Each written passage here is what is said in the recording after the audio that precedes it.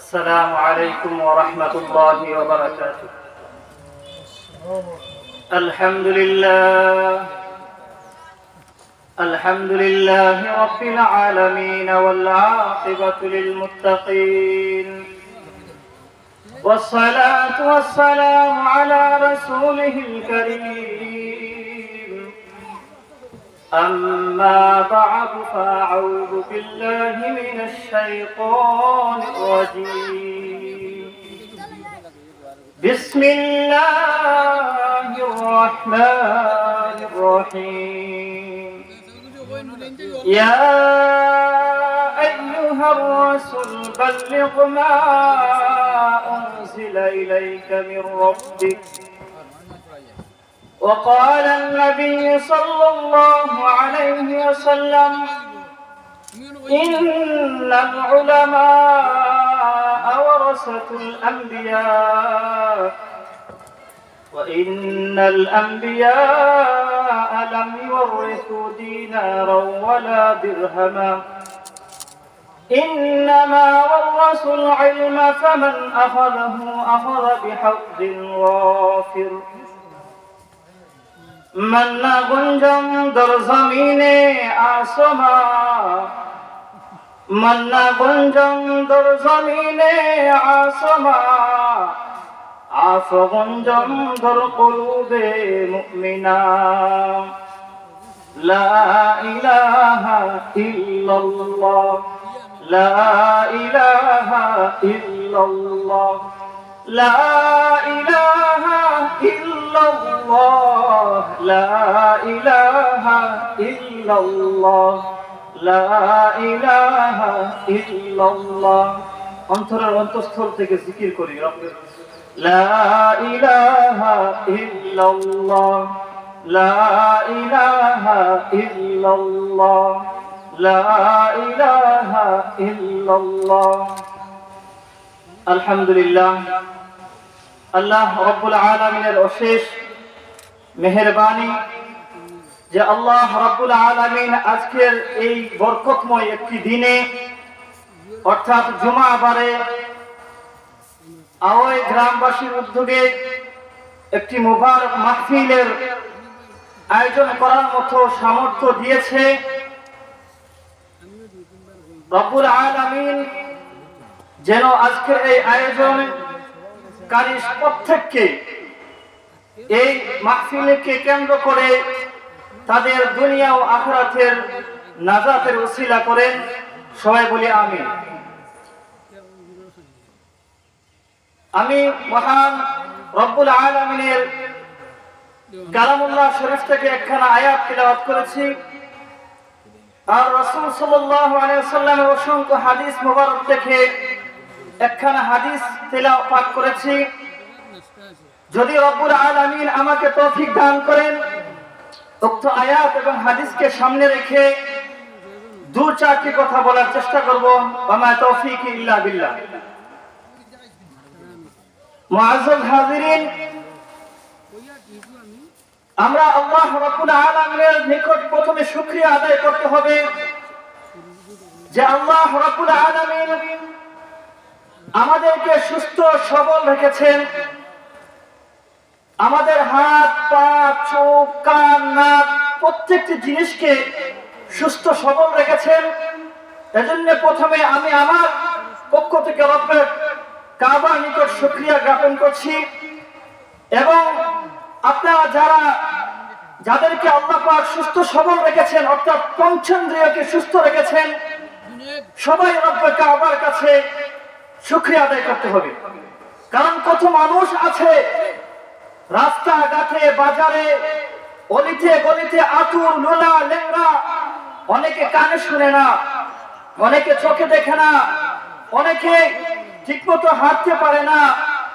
আর আল্লাহ রাব্বুল আলামিন আমাদেরকে কতটুকু মহব্বত করেছেন। আমরা যদি রব্বুল আলামিনের প্রশংসা গণনা করি, যদি প্রশংসা শেষ করতে পারবো না। কেননা রব্বুল আলামিন অসংখ্য নেয়ামত দ্বারা আমাদেরকে ডুবিয়ে রেখেছেন। এই নিয়ামতের যদি আমরা যদি সামান্য একটি পানির উদাহরণ নিয়ে কথা বলি, আল্লাহ রাব্বুল আলামিন পানিকে কতটুকু দামি হিসাবে রেখেছেন। আর এই পানিটা আমরা যে পানি না হলে আমাদের জীবন বাঁচবে না, পানির অপর নাম হচ্ছে জীবন। এই পানিকে আল্লাহ পাক আমাদেরকে সস্তা অর্থাৎ বিনামূল্যে দান করে দিয়েছেন। আমরা চাল বলি, ডাল বলি, যা কিছু খাই প্রত্যেকটা জিনিস টাকা দিয়ে কিনে খেতে হয়। কিন্তু আল্লাহ রাব্বুল আলামিন আমাদেরকে কত মহব্বত করেছেন। যদি এই পানিটাও টাকা দিয়ে কিনে খেতে হতো তাহলে একটু চিন্তা করে দেখুন, রব্বুল আলামিন এই অর্থ এত বড় নিয়ামতকে আমাদের জন্য সহজ করে রেখেছেন। এজন্য শুকরিয়া কোন জিনিসের শেষ করার মতো নয়। রব্বুল আলামিন আমাদেরকে যদি চান আবার পুনরায়, আমরা তো আল্লাহর নাশুকরিয়ার মধ্যে রয়েছি। প্রত্যেকটি সময় প্রত্যেকটি বেলা না ঠিক মতো নামাজ পড়ছি, না আল্লাহর জিকির আজকার করছি। আমরা দুনিয়া নিয়ে আজ এতটা ব্যস্ত হয়ে পড়েছি যে দুনিয়ায় যেন আমাদের মূল, দুনিয়ায় যেন আমাদের আখিরাতের পুঁজি। আর না ভাই, না না, এটা কখনো হতে পারে না। দুনিয়া মাত্র কয়েকটি বছরের, মাত্র ৬০-৭০ বছরের জিন্দেগি, আর আখিরাতের জিন্দেগি হচ্ছে বিশাল, যা কোনো গণনা করার মতো নয়, যার পরিসংখ্যান গণনা করতে পারবে না। কিন্তু দুনিয়ার মধ্যে মাত্র ৬০-৭০ বছরের জিন্দেগি, এটির মধ্যে এইটুকুর মধ্যে সমাপ্ত। আমরা এইটুকু সময়কে আমাদের মূল উৎসাহ বানিয়ে, আমাদের এইটুকু সময়কে আমরা মূল পুঁজি হিসাবে মনে করে নিয়েছি। আরে ভাই, না না না, এটা আমাদের সবচেয়ে ভুল ধারণা, ভুল বিষয়। আমরা যদি এত আমল করার কথা বলছি না, আর রাত্রে জোগাড় করে তাহাজ্জুদ পড়ার কথা বলছি না, আপনাকে ২৪ ঘন্টায় যেন আল্লাহর জিকিরে নিয়ে শুধু আখিরাতের চিন্তা নিয়ে ডুবে থাকতে হবে, এইটুকুর কথাও আমি বলছি না। আমি শুধু এইটুকুর আবদার করব, আপনারা যেন ৫ ওয়াক্ত নামাজ সঠিক সময়ে, ৫ ওয়াক্ত নামাজ জামাতের সহিত আদায় করেন। যদি খাঁটি আল্লাহ তোমার লোক দেখানোর জন্য না হয়, রিবা ওয়া সুমা, লোক দেখানোর নিয়তে যদি নামাজ না হয়, তাহলে এই নামাজটুকু আপনার নাজাতের জন্য যথেষ্ট হয়ে যাবে। কিন্তু মানুষ আজ নামাজকে এতটাই তুচ্ছ তাচ্ছিল্য প্রতিপন্ন করে ফেলেছে যেন নামাজ সারাটা জনম কেটে যায়। এমনও মানুষ রয়েছে, জুমা আবার আসে, জুমার নামাজেরও কোনো খেয়াল থাকে না। এমনও মানুষ আছে, বৎসরে একবার ঈদের নামাজ আসে, এই নামাজের মধ্যেও সে হাজির হয় না। ৫ ওয়াক্ত নামাজ তো দূরেরই কথা। কিন্তু মানুষ আজ এই সম্বলটুকুকে, মানুষ একটু তার সুস্থ মস্তিষ্ক দিয়ে যদি একটু চিন্তা ভাবনা করে, একটু দিমাগ লাগায় যে আমি কি করছি, দুনিয়া এটা কি আমার আসল না, দুনিয়াটা আমাদের জন্য একটা মাত্র ক্ষণস্থায়ী সময় মাত্র। আগাতের জিন্দেগি বিশাল বড় জিন্দেগি, এই জিন্দেগিটা হচ্ছে আমাদের মূল পুঁজি। এইখানে যদি আমি রব্বে কাবার কাছ থেকে রেহাই পেয়ে যাই, তাহলে আমার জীবন হবে সাফল্যের। আমি আমার মূল আলোচনার দিকে যেতে চাই। আমি রব্বে কাবার কালামুল্লাহ শরীফ থেকে একখানা আয়াত পড়েছিলাম, ইয়া আইয়ুহার রাসূল বাল্লিগ মা উনজিলা ইলাইকা মির রাব্বিক। আল্লাহ রাব্বুল আলামিন রাসূল সাল্লাল্লাহু আলাইহি ওয়াসাল্লামকে বলেছেন, হে রাসূল, বাল্লিগ মা উনজিলা ইলাইকা মির রাব্বিক, আমার পক্ষ থেকে বাণীসমূহ পৌঁছে দাও।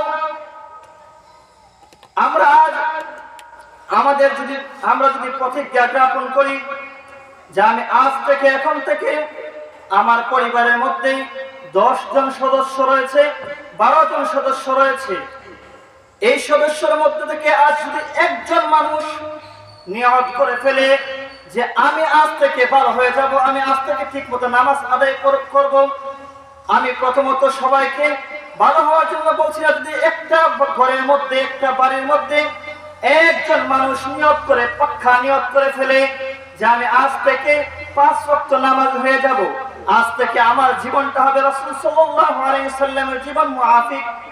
তাহলে দেখবেন একজন মানুষের নিয়ত করার কারণে একজনের আসর অপরজনের উপর পড়বে। ঠিক এমন ভাবে একটা বাতি যেমন ভাবে একটা ঘরের মধ্যে জ্বললে পুরো ঘরটাকে আলোকিত করে, একটা ঘরের মধ্যে 4-5টা বাতি থাকতে পারে, যদি একটা বাতি জ্বালান পুরোটা ঘর আলোকিত হবে, কিন্তু আলোটার মধ্যে তেমন পাওয়ারফুল বা তেমন ফোকাস থাকবে না। আপনি একজন মানুষ যখন নিয়ত করবে তখন আপনার দেখা দেখি আপনার ভাই, আপনার বোন, আপনার বাবা, আপনার মা, আপনার পাড়া প্রতিবেশী দেখবেন আপনার এই নামাজ পড়ার লক্ষণ দেখে, নামাজ পড়ার আপনার এই অবস্থা দেখে সেও আপনার প্রতি দাবিত হবে। ঠিক এমন ভাবে এক কামরার মধ্যে যখন 2 নম্বর বাতি জ্বালানো হয় তখন আরেকটু আলোকিত হয়। ঠিক এমন ভাবে আপনি যখন ভালো হয়ে যাবেন আপনার ভাইও আপনার দিকে দাবিত হবে, তথা ইসলামের দিকে দাবিত হবে, নামাজ কায়েম করবে, রোজা রাখবে। ঠিক তেমন ভাবে আপনার ঘরের ভিতরেও আপনার পরিবারের মধ্যেও দিনের হাওয়া মজবুতির সাথে আলোক রৌশনীর মতো ফুটে উঠবে। এজন্য আমি আপনাদের নিকট যারা যার যদ্দূর আমার এই আওয়াজটুকু পৌঁছছে, যারা শুনতেছেন, আজ থেকে নিয়ত করুন যে আমি আজ থেকে 5 ওয়াক্ত নামাজ হয়ে যাব। আমি আজ থেকে 5 ওয়াক্ত নামাজ হয়ে যাব, জামাতের সহিত নামাজ আদায় করব। তখন দেখবেন আপনার দেখা দেখি আপনার ভাই বোন আত্মীয় স্বজন এইভাবে একটি গ্রাম প্রতিষ্ঠিত হবে। একটি গ্রাম রাসূল সাল্লাল্লাহু আলাইহি সাল্লামের জীবন মুআফিক হয়ে যাবে। একটি গ্রাম যখন রাসূল সাল্লাল্লাহু আলাইহি সাল্লাম তথা ইসলামের পুরোপুরি নিয়ম কানুন পুঙ্খানুপুঙ্খভাবে আদায় করবে, তখন একটি গ্রাম থেকে একটি থানা পর্যায়ে যাবে, এইভাবে থানা থেকে জেলা, জেলা থেকে বিভাগ, এইভাবে পুরো বাংলাদেশ যদি ভালো হয়ে যায় অল বিশ্ব পৃথিবী ভালো হয়ে যাবে। এজন্য আমরা অনেক সময় বলে থাকি আজ আমার দেশ ভালো নয়, আজ আমার গ্রাম ভালো নয়, আজ আমার থানা ভালো নয়, এই গ্রামের মধ্যে বেহায়াপনা ছড়ে পড়েছে, এরকম কথাবার্তা বলে থাকি। আমি এগুলার সমর্থন করি না। আমি বলবো আজ থেকে ওরা ভালো নয়, আমার সমাজ ভালো নয়, আমার ঘর ভালো নয়, এই কথাগুলো বাদ দিয়ে শুধু আপনি তথা আমি এমন ভাবে নিয়ত করব যে আমি আজ থেকে ভালো হয়ে যাব। দেখবেন যে যখন নিয়ত করে খাঁটি নিয়ত যখন তার ভিতরে নিয়ে যায়, যে আল্লাহর জন্য শুধু দ্বীনের উপর থাকে, অটল অবিচল থাকে, তখন আল্লাহ রাব্বুল আলামিন থাকে এমন কিছু সৌন্দর্য বা এমন কিছু দ্বীনের নূর তার ভিতর ভরে দেয়, এমন কিছু নূর তার মধ্যে ফিটিং করে দেয় যে এই নূরের মাধ্যমে আল্লাহ তাকে সুখে শান্তিতে দুনিয়াতে রাখে।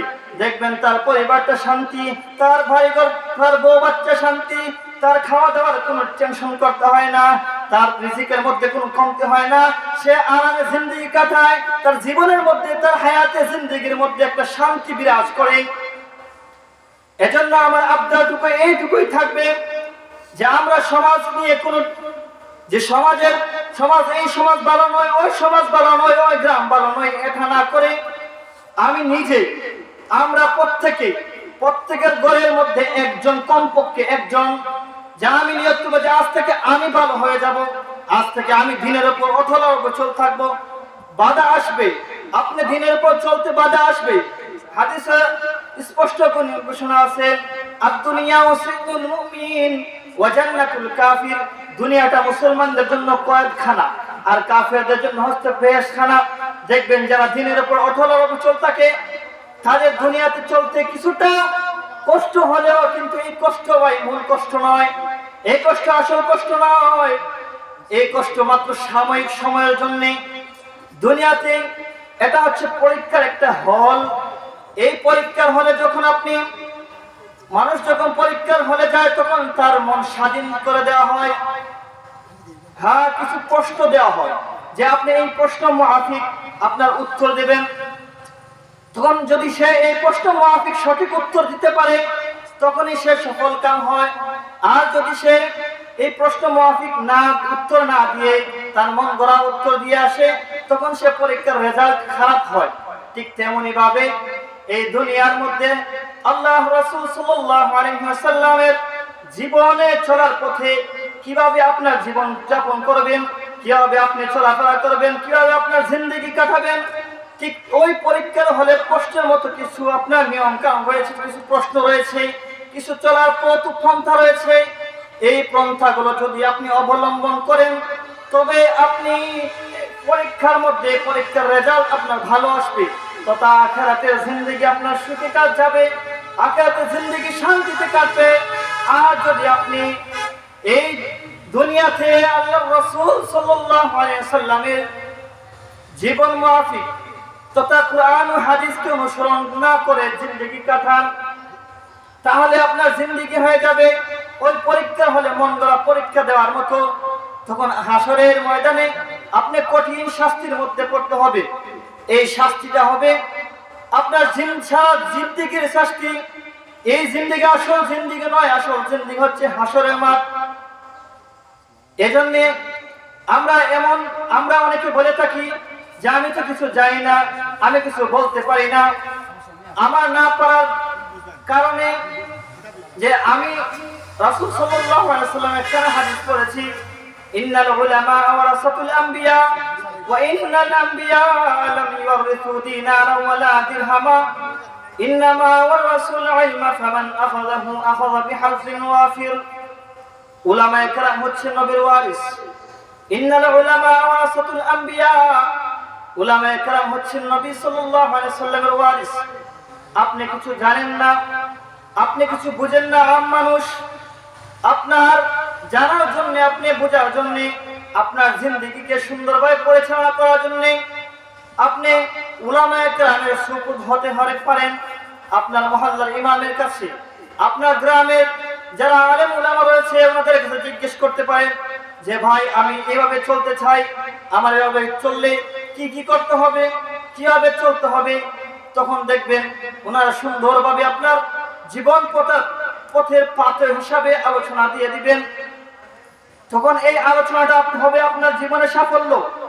আর যদি আপনি লজ্জা নিয়ে, আপনি শর্মিন্দা নিয়ে বসে থাকেন যে আমি এত বড় হয়ে গেছি, আমার বয়স 70-80 হয়ে গেছে, আমি এখনো কলিমাটা ভালো করে পড়তে পারি না, আপনি শর্মিন্দার কারণে এই হঠাৎ যখন আপনার মৃত্যু হয়ে যাবে তখন কিন্তু আপনি মুসলমান, কিন্তু আপনি কলিমাটা ঠিক মতো পড়তে পারেন না, আপনি কয়েকটি সূরাও ঠিক মতো পড়তে পারেন না।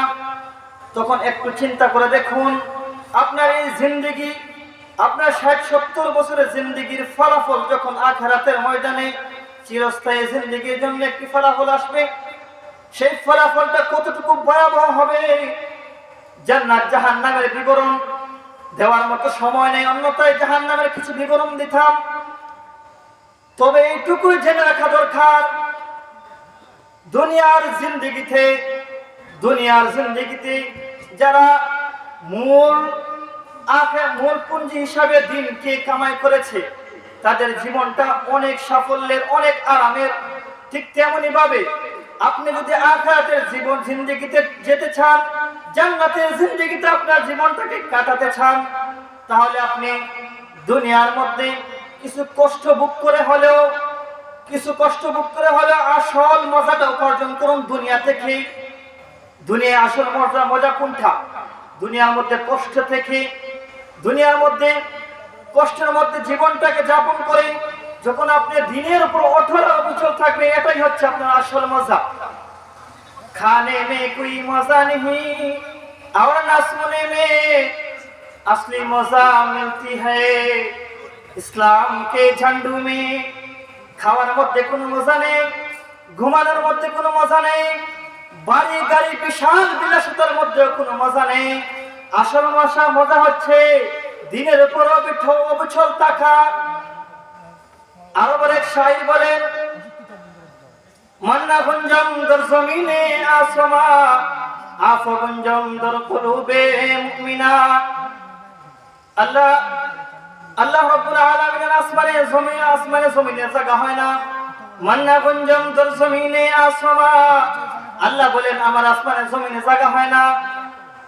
আফ গুঞ্জম দর কুলুবে মুমিনা, মুমিনের অন্তরে আল্লাহ রাব্বুল আলামিনের জায়গা হয়। যে মুমিন আল্লাহ আল্লাহ বলে, যে মুমিন অন্তর সব সময় আল্লাহর জিকিরে মশগুল থাকে, ওই জিকিরের মধ্যে আল্লাহ রাব্বুল আলামিনের জায়গা হয়। এজন্য আমরা সব সময় কাজ করি কোনো বাধা নেই, হাল চাষ করি কোনো বাধা নেই, দুনিয়া উপার্জন করি তাতে কোনো বাধা নেই, অফিস আদালত করি তাতে কোনো বাধা নেই। আমাদের অন্তরে যদি জিকির অবিচল থাকে, আমাদের ঠোঁটে যদি সবসময় জিকির লা ইলাহা ইল্লাল্লাহ অথবা ইল্লাল্লাহ ইল্লাল্লাহ বলি, সুবহানাল্লাহ আলহামদুলিল্লাহ বলি, এইটুকুই আমাদের জন্য আখিরাতের সম্বল। আলহামদুলিল্লাহ, আওয়াই এলাকাবাসীর উদ্যোগে একটি ডেভেলপার আওয়াজ আজকের ওয়াজ মাহফিলের প্রধান অতিথি বাংলাদেশের গ্র্যান্ড মুফতি উস্তাদুল মুকাররম, অত্র এলাকার সকলের পরিচিত মুখ হযরতুল আল্লাম হযরত মাওলানা মুফতি মুজিবুর রহমান সাহেব আমাদের মেহমানখানায় ইনশাআল্লাহ সালাতুল মাগরিবের পরপরই ওনাকে পেশ করা হবে। সালাতুল মাগরিবের জামাত আমাদের প্যান্ডেলে অনুষ্ঠিত হবে ইনশাআল্লাহ। রাসূলুল্লাহ সাল্লাল্লাহু আলাইহি ওয়াসাল্লামের হাদিস, ইন্নাল উলামা ওয়ারাসাতুল আম্বিয়া ওয়া ইন্নাল আম্বিয়া লাম ইওয়ারিসু দিনারা ওয়ালা দিরহামা ইন্নামা ওয়ারাসুল ইলমা ফামান আখাযাহু আখাযা বিহাযিন ওয়াফির। আল্লাহ রাসূল সাল্লাল্লাহু আলাইহি ওয়াসাল্লাম দুনিয়া থেকে ছেড়ে চলে গেছেন, আমাদের জন্য ধন সম্পদ রেখে যাননি, লা দিরহামা ওয়াইন্নামা ওয়ারাসুল ইলমা ফামান আখাযাহু আখাযা বিহাযিন ওয়াফির। আমাদের জন্য রেখে গেছেন ইলম, সম্পদ। কোন সম্পদ? বাড়ি গাড়ি টাকা পয়সা এগুলা নয়, আল্লাহর রাসূলের আল্লাহর কালাম, আল্লাহর রাসূলের বাণী তথা কুরআন হাদিসকে রেখে গেছেন। আমরা আজকে বিলাসিতায় এমনটা মত্ত, একজন সাফল্যময় বাবার জন্য আপনি যদি আপনার জীবনকে একজন সাফল্যময় পিতা হিসাবে, আপনি আপনার সন্তানের একজন সুসাফল্য বাবা হিসাবে যদি পরিচয় দিতে চান, তবে আপনি আপনার সন্তানকে দিয়ে লন্ডনে পাঠিয়ে বাড়ি গাড়ি বানিয়ে বিল্ডিং 5 তলা 10 তলা 20 তলা বানিয়ে আরাম বিলাসিতার মধ্যে সন্তানকে রেখে আপনি একজন সাফল্যময় বাবা হতে পারবেন না। আপনি যদি একজন সাফল্যময় বাবা হতে চান, রাসূল সাল্লাল্লাহু আলাইহি ওয়াসাল্লামের রেখে যাওয়া আমানত ইলম তথা দ্বীন ইসলাম, এই ইসলামের উপর যদি আপনার সন্তানকে প্রতিষ্ঠিত করতে পারেন, তবেই আপনি একজন সাফল্যময় বাবা। অন্যথায় আপনি কখনো একজন সাফল্যময় বাবা হতে পারেন না। কারণ আপনি যদি দুনিয়ার জীবন জিন্দেগি থেকে চলে যান, তখন আপনার সন্তান আপনার মৃত্যুর পর নামাজে জানাজার ইমামতি করতে পারে। একটু চিন্তা করে দেখুন, যদি আপনার সন্তান আপনার জানাজার নামাজের ইমামতি করতে পারে, ওই বাবাই হচ্ছে একজন সাফল্যময় বাবা, ওই বাবাই হচ্ছে একজন সফলকাম বাবা। বাড়ি গাড়ি মিল ফ্যাক্টরি এগুলার সন্তানকে দিয়ে উপার্জন করিয়ে আপনি কখনো সাফল্যময় নয়, আপনি কখনো একজন সুসন্তান জন্ম দিতে পারেননি।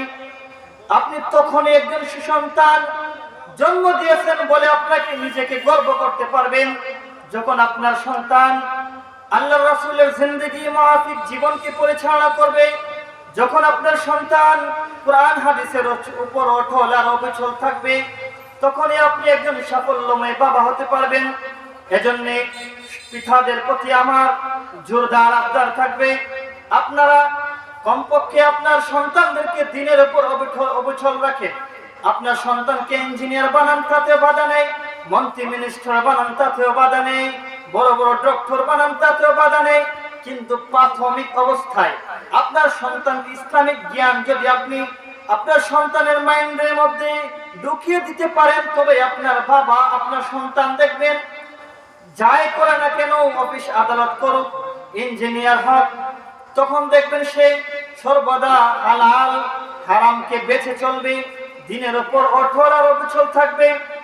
তখন কিন্তু আপনার সন্তান রাসূল সাল্লাল্লাহু আলাইহি সাল্লামের দ্বীন থেকে হুঁচট খেয়ে যাবে না। এজন্য একটি উদাহরণ হিসেবে আমি বলতে চাই, দেখবেন ছোট্টবেলা ছোট্ট শিশু কথা বলতে পারে না। ছোট্ট শিশুর মাইন্ড হচ্ছে টেপ রেকর্ডারের মতো। আমরা যখন একটা মোবাইলে রেকর্ড করি বা টেপের মধ্যে কোনো কিছু রেকর্ড করি, তখন এই রেকর্ডটাকে রেকর্ড করার পর তাকে বাজানোর পর সে কিন্তু আমরা তাকে যা দিয়ে থাকি সে তাই প্রচার করে। এজন্য দেখবেন বাংলাদেশের মানুষ বাংলাতে কথা বলে, সৌদি আরবের মানুষ আরবিতে কথা বলে, আর আমেরিকার মানুষ ইংরেজিতে কথা বলে। এজন্য আমি বলবো আপনার সন্তানকে প্রাথমিক অবস্থায় ছোট্টবেলা সে কান্নাকাটি করে ভাত খায় না, তখন একটি মোবাইলে গান দিয়ে থাকি, ভাত খাওয়িয়ে দেয়, তখন কিন্তু ওই গানটা ওই গানের যে একটা সিস্টেম এটা তার মেমোরির মধ্যে রেকর্ড হয়ে যায়। এজন্য আপনার সন্তানকে জীবনের প্রাথমিক অবস্থায় ইসলামিক জ্ঞানে, ইসলামিক সুন্দর আল্লাহর রাসূলের জীবন মাফিক গঠন করান, তখন আল্লাহর জিকিরে তার মশগুল করান। ছোট্টবেলায় তাকে রাসূলের উপর অটল অবিচল যেভাবে থাকতে হয় এগুলা তাকে শিখান, তখন সে বড় হওয়ার পর এগুলাই প্রচার করবে। আল্লাহ রাব্বুল আলামিন আমাদেরকে দ্বীনের উপর অটল আর অবিচল থাকার তৌফিক দান করুন। আমিন। ওয়া আখিরু দাওয়ানা আলহামদুলিল্লাহি রাব্বিল আলামিন।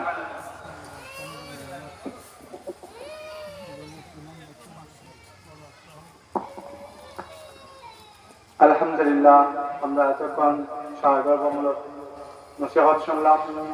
এখনই মাগরিব আযান হবে, সালাতুল মাগরিব নামাজ প্যান্ডেলের নিচে হবে। আমরা সকলে ওযু করে প্যান্ডেলের নিচে চলে আসি, ইনশাআল্লাহ আযানের পর করেই জামাত শুরু হয়ে যাবে। এখন আযান হবে।